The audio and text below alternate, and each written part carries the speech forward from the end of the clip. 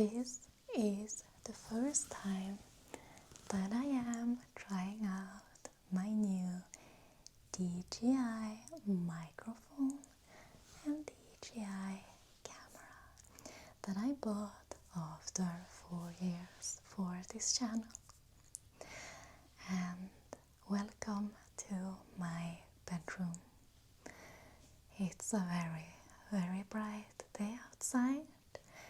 It is finally May and soon we are into the summer.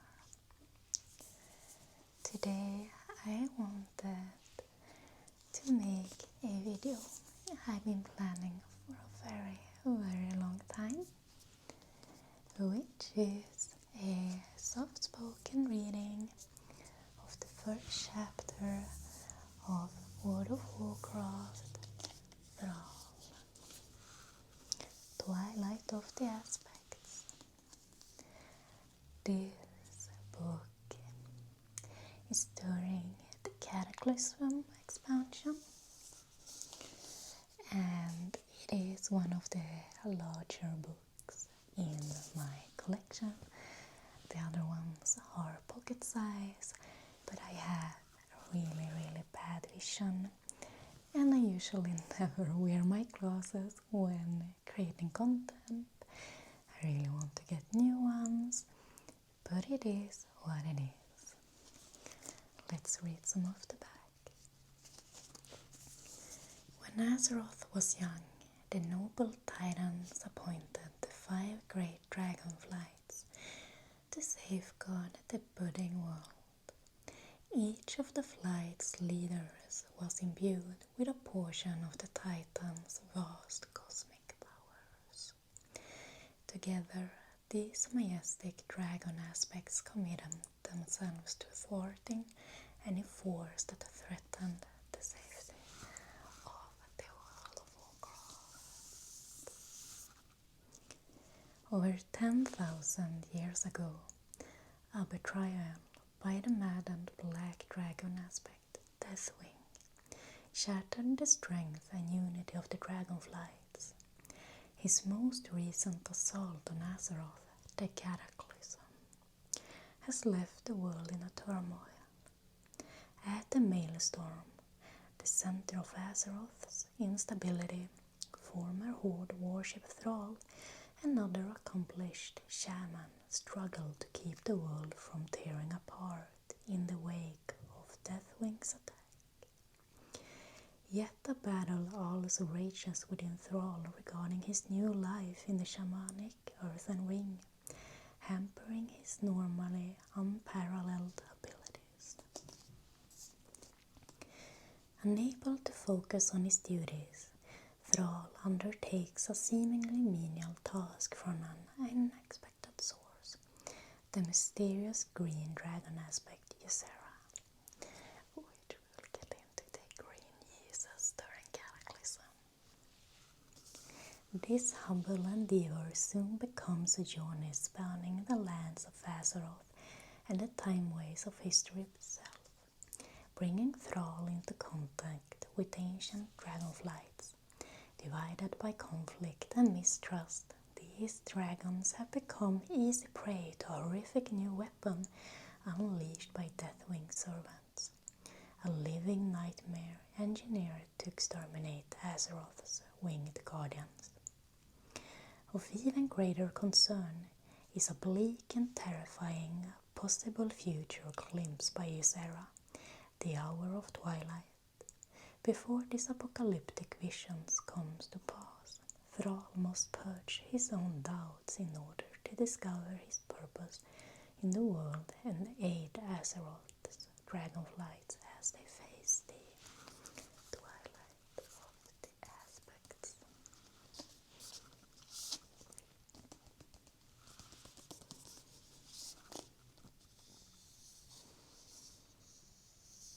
So this is the Green Jesus storyline, and I previously read a lot of the World of Warcraft books, but I think just visual-wise this will be a good starter.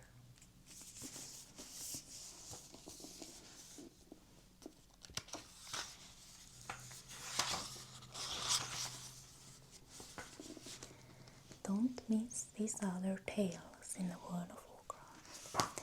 There's a lot of books here.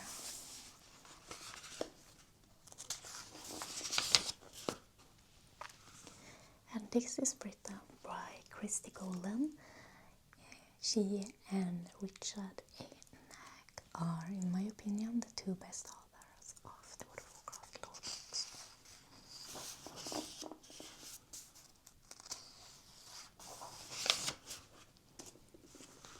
Here is a beautiful picture of Thrall's journey, starting off in the Maelstrom and ending over in Caldara at the Nexus.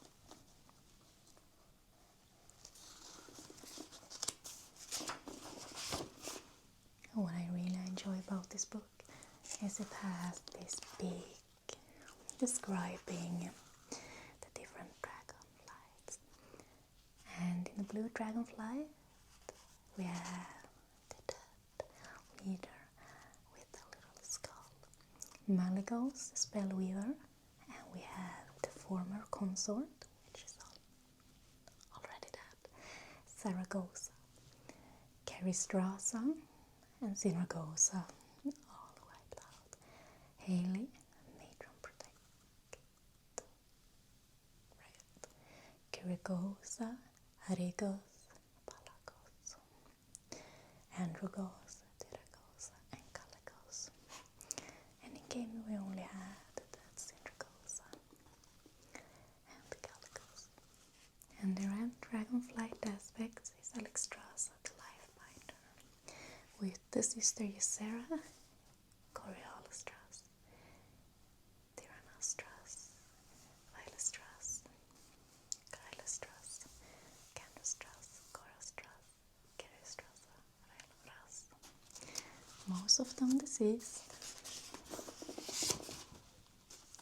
The green dragonflight with Ysera, the Awakened, the sister Alexstrasza, Merithra, Eranicus, Vestera, Valithra, Nefarius, the bronze dragon aspect, Nosturma, the Timeless, Soridormir, Anachronos, Nosari, Androme, Erosium, Saat, Sidorme, Zephyr, and Saladorma. And the black dragonflight aspect, Neltharium, Deathwing, Sinistra or Sinestra, also deceased, Targonax, Nefarium, Sabilian, Onyxia, Neltharak, Mordanak, and Karanak. Most of the dragons are deceased. Let's get into chapter 1.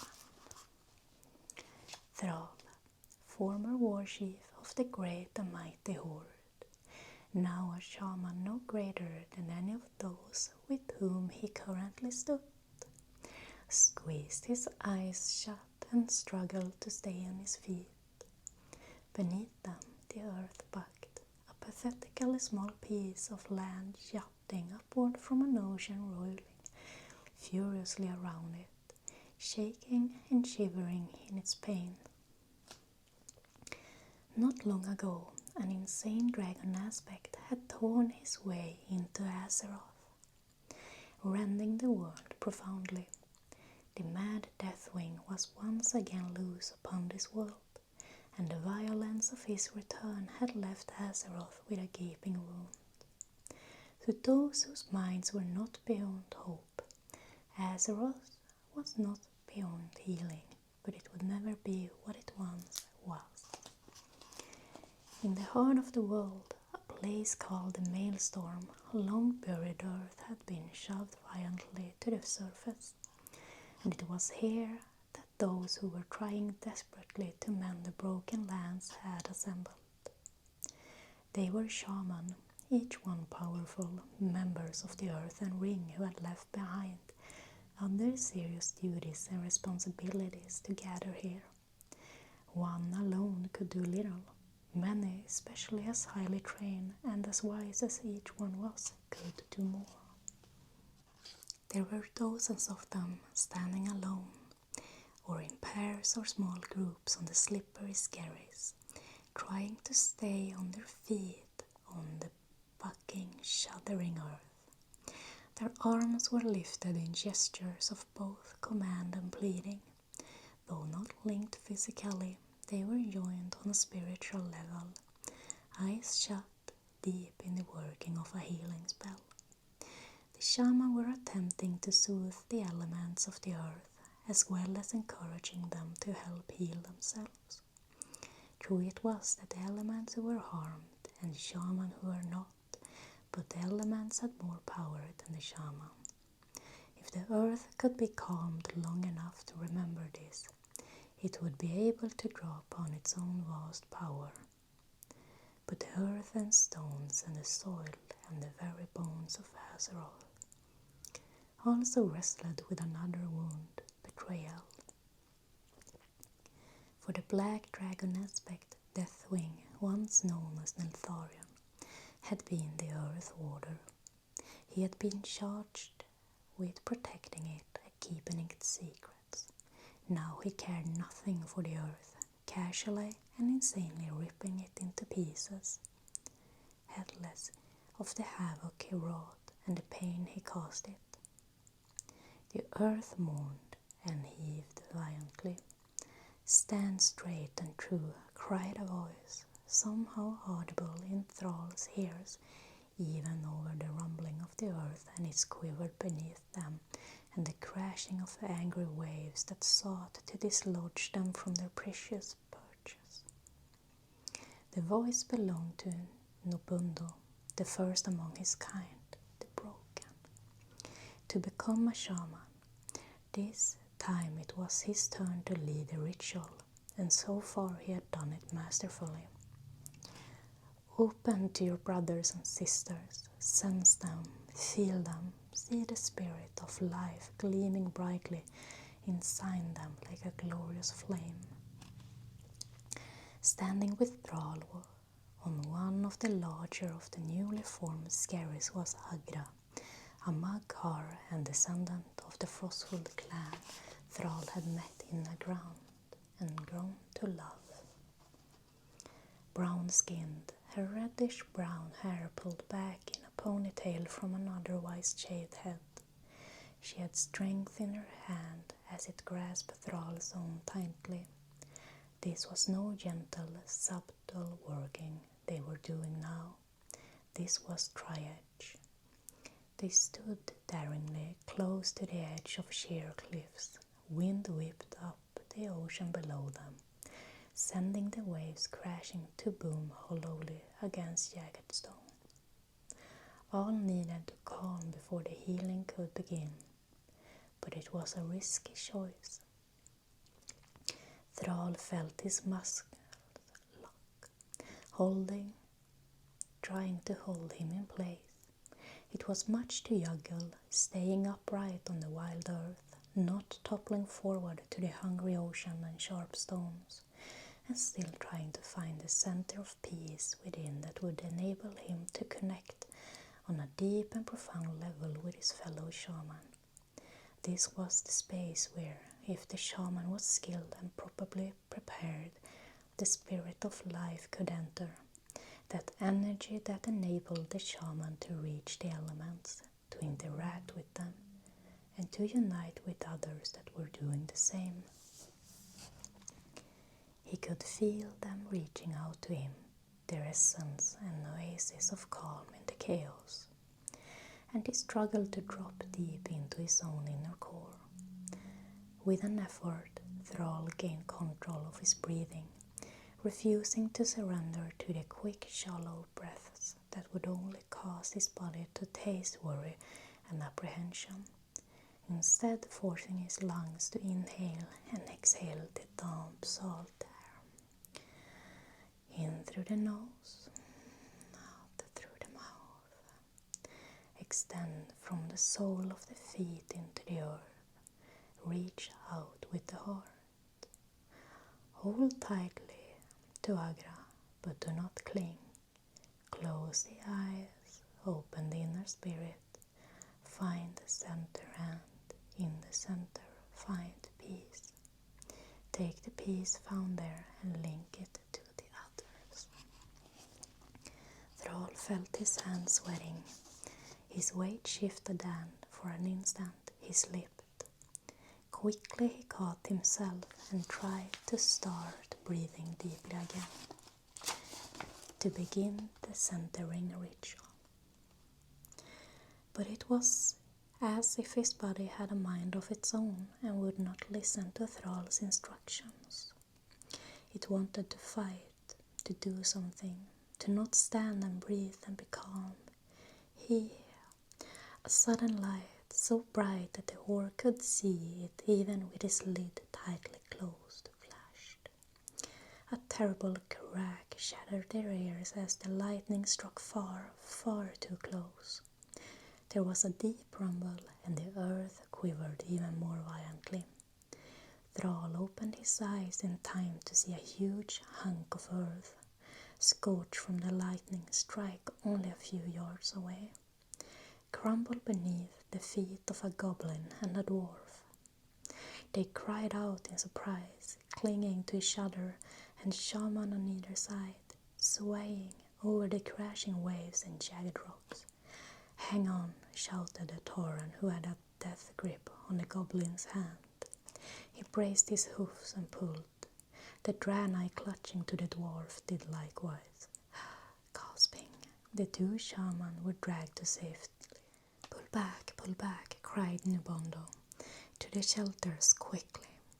The gathered shaman needed no urging as a nearby skerry crumbled to pieces.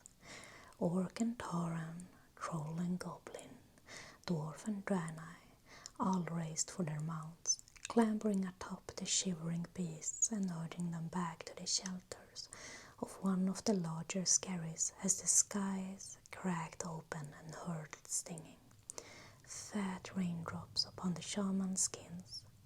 Thrall hesitated long enough to make sure Agra had climbed atop her winged mount. Then he urged his own wyvern skyward. The shelters were little more than makeshift huts, located as far inland as possible and protected by warding spells. Each individual and mated pair had their own. The huts were arranged in a circle around a larger, open ritual area.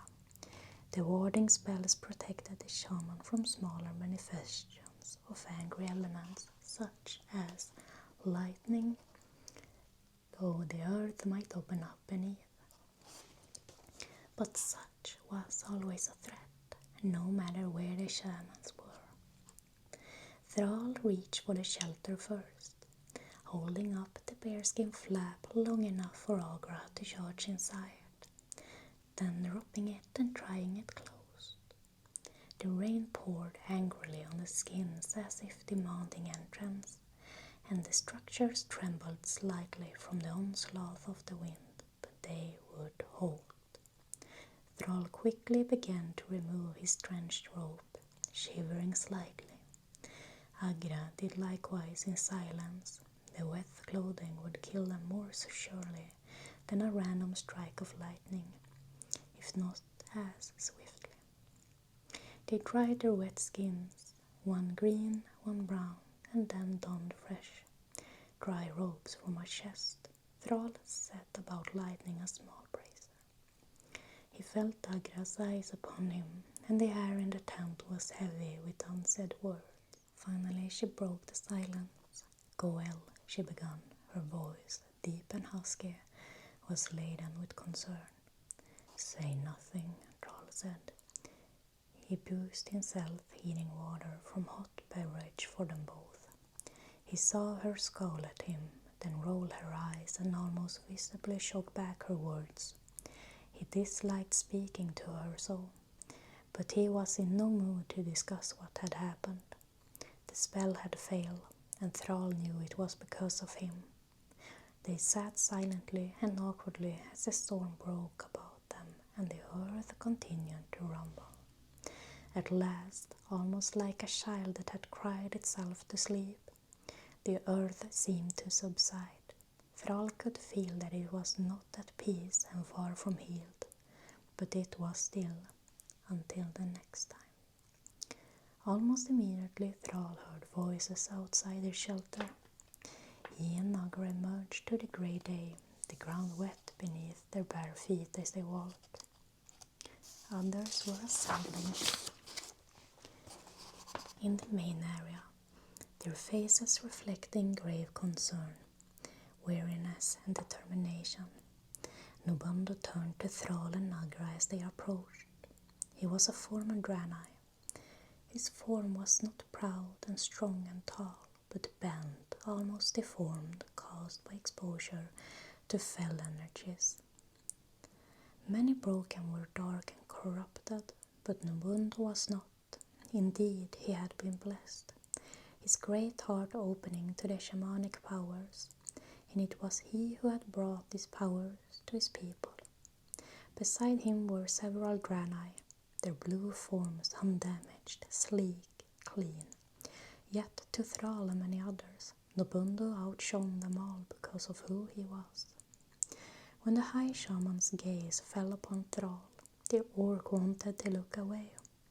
This being, indeed, all the other shaman gathered here, was someone Thrall respected deeply. He had never wished to disappoint, and yet he had. Nubondo beckoned Thrall to him with an oversized hand. "Come, my friend," he said quietly, regarding the orc kindly. Many were not so charitably-minded, and Thrall felt angry gazes being cast his way as he approached Nubondo. Others came silently to join in this informal gathering. "You know, the spell we were attempting to work," Nubondo said, his voice still calm. "It was to soothe and comfort the earth. It was admittedly a difficult working, but one that all of us here know how to do.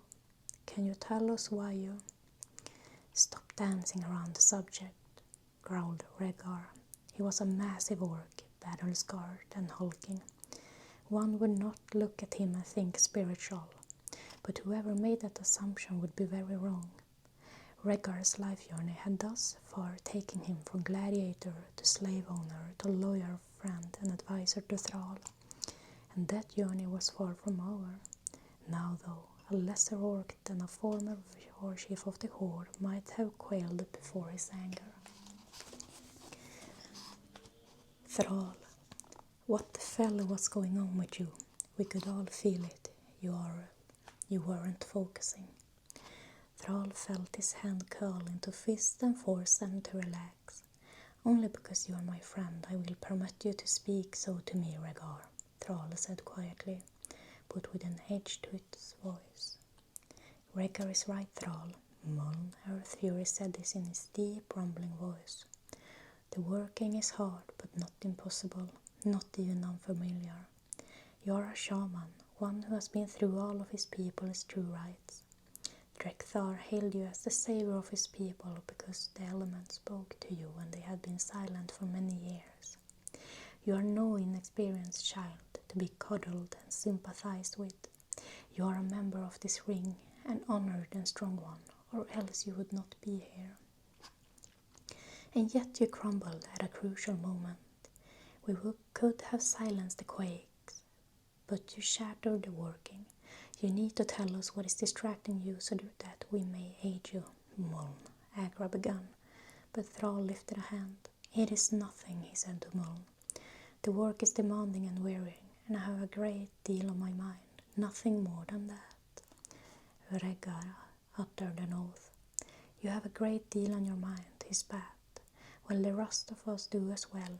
Trivial things like saving our world from ripping itself apart." For a second, everything went red in Thrall's vision. Muln spoke before Thrall could. "Thrall was leader of the Horde, Rhaegar, not you. You cannot know what burdens he bore and perhaps still does bear.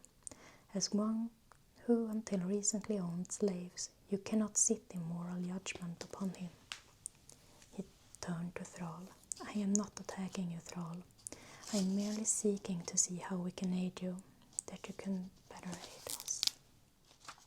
I know what you are doing, Thrall said, his voice close to a snarl, and I do not like it.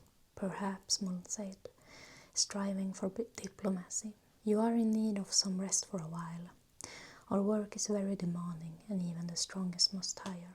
Thrall did not even grace the other shamans with a verbal reply. He merely nodded curtly and stalked off to his shelter.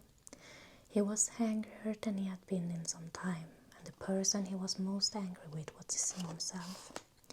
He knew he had been a weak link in the chain, had failed to put forth the ultimate concentration at the moment when it was most desperately needed. He could not yet drop deep into himself, touch the spirit of life within, which was what had been required of him. He didn't know if he would ever be capable of doing so, and because he could not do this thing, the effort had failed. He was unhappy with himself, with the working, with the petty arguments, with everything, and he realized with a start that this unhappiness had been with him for a long time. A few months ago he made a difficult decision. He had chosen to leave the rank of war chief of the Horde in order to come here, to the Maelstrom, to follow the path of shaman rather than leader. He had thought at first that it would be temporary. He had relinquished command to Garrosh Hellscream, son of the late Grom Hellscream, in order to travel to Nagrand to study with his grandmother, Great Mother Gaia. This was before the great cataclysm had shaken Azeroth. Thrall had sensed the uneasy elements and had hoped to be able to do something to calm them and prevent what had eventually transpired. There he had studied and learned with beautiful but often irritating and frustrating shaman named Agra. She had pushed him, forcing him to dig deep for answers, and the two had fallen in love. He had returned to Azeroth and, once the cataclysm had struck, decided to continue on to the Maelstrom to serve with his beloved. It had sounded like the right thing to do, the hard choice, the best choice. To leave something familiar and loved, to work for the greater good, but now he was having doubts. While Thrall had been traveling in Nagrand, Garrosh had killed Thrall's dear friend, the Tauren chieftain Khan Bloodhooves, in ritual combat. Thrall had later learned that Garrosh had been tricked by Magatha Grimtotem, a long-time rival of Khan's, into fighting Kane with a poisoned blade. Thrall could not shake the thought that had he not left Azeroth, Kane would never have felt need to rebuke Garrosh's leadership and would still be alive. With Agra, he hadn't hesitated. He did not know what. A different sort of relationship from the one they had, at any rate. He had initially been put off by her bluntness and rough edges, then had grown to appreciate and love them. Now, though, it felt as if, instead of a steady companion to support and encourage him, he had found only another person to criticize him. He wasn't even succeeding at helping the earth and ring calm the elements. If today's debacle was any indication, he had put aside the mantle of war chief and endured the murder of a beloved friend in order to come assist the ring. And this too wasn't working. Nothing was working. Nothing was going the way it was supposed to go, and Thrall, erstwhile war chief of the Horde, warrior, shaman, felt as if nothing he could possibly do could make any of it work. It was not a sensation he was accustomed to. He had led the Horde and led it well for many years. He understood battleground tactics as well as diplomacy. Knew when it was time for a leader to listen, when to speak and when to act. This strange belly-nodding feeling of uncertainty. This was new and alien, and he despised it. He heard the sound of bearskin being drawn back, but did not turn around.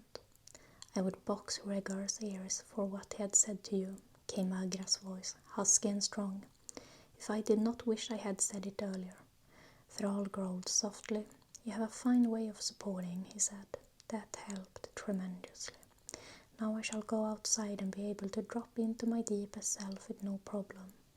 Perhaps it is you who should lead the horde all these years instead of me. No doubt we have seen a union of horde and alliance, with children of all races frolicking in no Grimoire and Stormwind. She chuckled, her voice as warm and as was her hand when she placed it on his shoulders. He fought the urge to shrug it off angrily, but he did not soften either. He stood in harsh silence, not moving. She squeezed his shoulders, then released it and moved it around to face him. I have watched you since we met, Goel, she said, her eyes searching his. At first out of resentment, then later out of love and concern. It is with love and concern that I watch you now, and my heart is troubled what I see. He did not reply, but he was listening. Her hand stroked his strong face gently, running along the furrows in his green forehead as she spoke. Despite all you have endured, these lines I know touch were not here when we met. These eyes, blue as the sky, blue as the sea, were not sad. This heart, she placed her hand on his broad chest, was not so heavy. Whatever is going on inside you, it is causing you harm, but because it is no external threat, you do not understand how to confront this enemy. His eye narrowed in slight confusion. Gone, he said. You waste away, not your body. You are still strong and powerful, but not your spirit. It is as if part of you is borne away with each gust of the wind, or washed away with the stinging rain. There is hurt here that will destroy you if you let it. And I, she said, suddenly fierce, her light brown eyes snapping, will not allow that. He grunted and turned away, but she pursued him. This is a sickness of the soul, not the body. You have buried yourself so deep in the day-to-day running of the horde that when you left yourself behind with it. I do not think I care to hear anything more, Thrall said, his voice a warning. She ignored him utterly. Of course you do not, she said. You do not like criticism. We must all listen to you, and if we disagree, we must do so respectfully. Yours must be the last word, War Chief. There was no sarcasm in her voice, but the words stung. What do you mean I do not take criticism? I surround myself with differing voices. I invite challenges to my plans.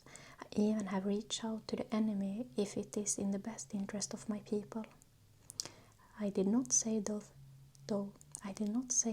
things were untruths, Agra continued unruffled. But that still does not mean you take criticism well. How did you react to Cain when he came to you in the shadow of Manoroth's armor and told you he thought you were wrong? Thrall yerked. Cain. His mind flashed back to the last time he had seen his dear friend alive. Cain had come to him after Thrall had sent word to the old bull that Garrosh would lead the horde while he was gone. He had stated bluntly, with nothing to soften the words, that he thought Thrall was making a grave mistake. I need you to come with me on this, Cain. I need your support, not your disapproval, Thrall said. You ask me for wisdom and common sense, but I have but one answer for you. Do not give Garrosh this power. That is my wisdom, Thrall, Cain replied.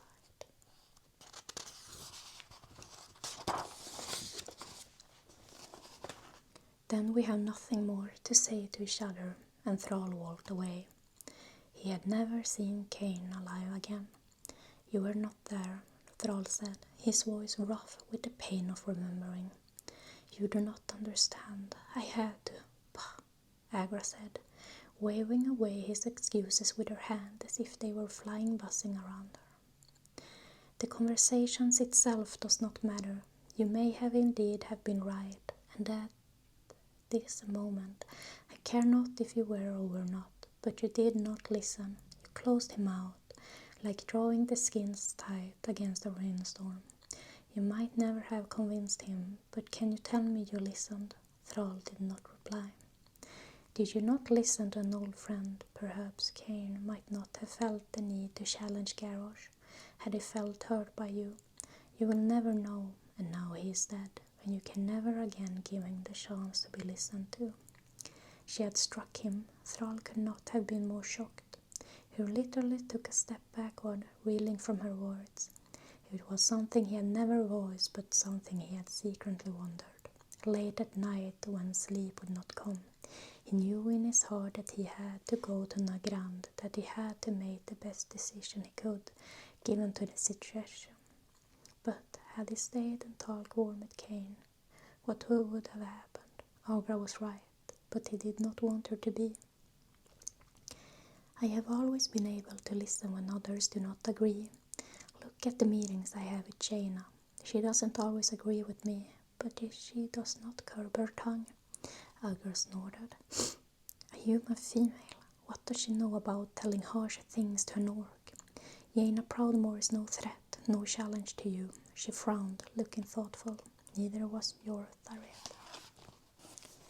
Of course she was no challenge. She was my friend. Thrall was starting to become angrier now that she had drawn Taretha Foxton into this strange fight she seemed determined to have with him. A human girl, Tarethra, had befriended him when she was a mere child. As an adult, she had found a way to help him escape his life as a gladiator, a slave of the human lord Aedelas Blackmore. She had paid for that deed with her life. Few in this world have sacrificed as much as me, and she was a human. Perhaps that is your problem, Goel, and a problem others have with you. The most important females in your life have been human. His eyes narrowed. Hold your tongue. Ah, and yet again you will show me the truth of what I say. You will not hear disagreement. Would you silence me rather than listen to me? There was truth in the statement, and it stung. With difficulty, Thrall took a deep breath and tried to rein his anger. Then tell me, what do you mean? I have only been in Azeroth a short while, and already I have heard the rumors. They outrage me to my core, and surely they should outrage you as well. Gossip pairs you and Jaina, or even you with Taretha, depending on the brew on tap, it seems. Her voice dripped in anger and disgust, at him or at the rumors. Thrall wasn't sure, and he didn't care. You tread on dangerous grounds, Agra, he growled. Jaina Proudmoore is a strong, brave, intelligent woman who has risked her life to help me. Taretha Foxton was the same, only she lost her life. I will not stand by you and hear the bigoted slurs against them simply because you were not born orcs. He had advanced on her now, his face only inches away from hers. She did not flinch, barely raised an eyebrow. You do not listen well, Goel. I repeated rumors. I did not say I believed them, nor did I say anything against either female other than that they did not know how to criticize an orc.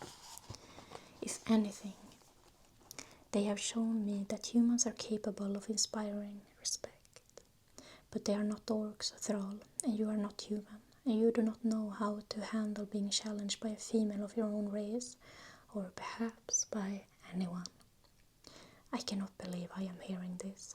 I cannot either, because until this moment you have not listened. Both their voices were rising, and Thrall knew that the little shelters offered no barriers to others' ability to hear their argument. Still, Agra pressed on.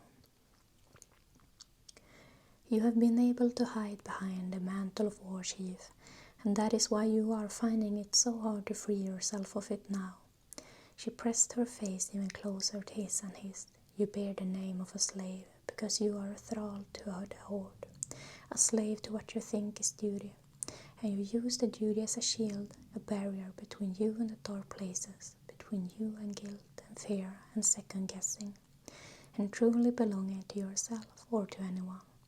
You always plan ahead, and you do not take time to think about how far you have come, the amazing gifts that your life has been. You strategize for tomorrow, but what about now, this moment, these little things?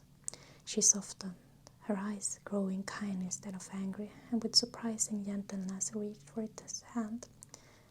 What about this strong hand in yours? Irritated, Thrall yanked his hand away. He had enough of this. First from the earthen ring, now from Agra, who was supposed to stand by him and support him. He turned his back on her, heading for the entranceway. Agra's word followed him.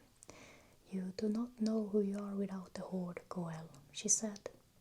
As always, she used his name his parents had given him, and himself had never used, given to him by a family he had never known.